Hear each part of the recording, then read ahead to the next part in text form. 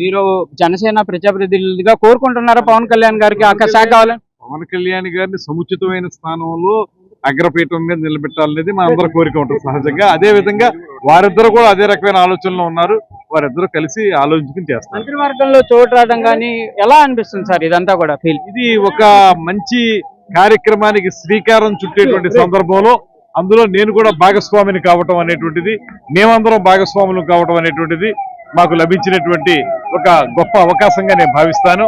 తప్పనిసరిగా ఏదైతే 5 సంవత్సరాల పాటు ఈ రాష్ట్రాన్ని అతలాకుతలం చేసేసిందో వైఎస్ఆర్ కాంగ్రెస్ పార్టీ, ఆ వైఎస్ఆర్ కాంగ్రెస్ పార్టీ యొక్క విధానాల్ని సాగనంపి ప్రజలందరూ మాకు ఓటేస్తారు కనుక తిరిగి గతి తప్పినటువంటి ఈ రాష్ట్ర ప్రగతిని పట్టాలెక్కించేటువంటి విధంగా ఏ రకంగా ముందుకు వెళ్లాలనే అంశం మీద అందరం కలిసి సమిష్టిగా పనిచేయడానికి ఇది మంచి అవకాశం.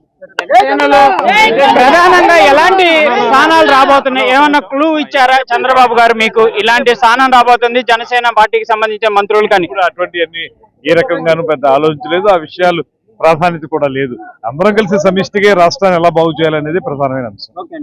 ఇది ప్రధానంగా కూడా జనసేన మంత్రులు చెప్తున్నటువంటి పరిస్థితులు అయితే కనిపిస్తున్నాయి.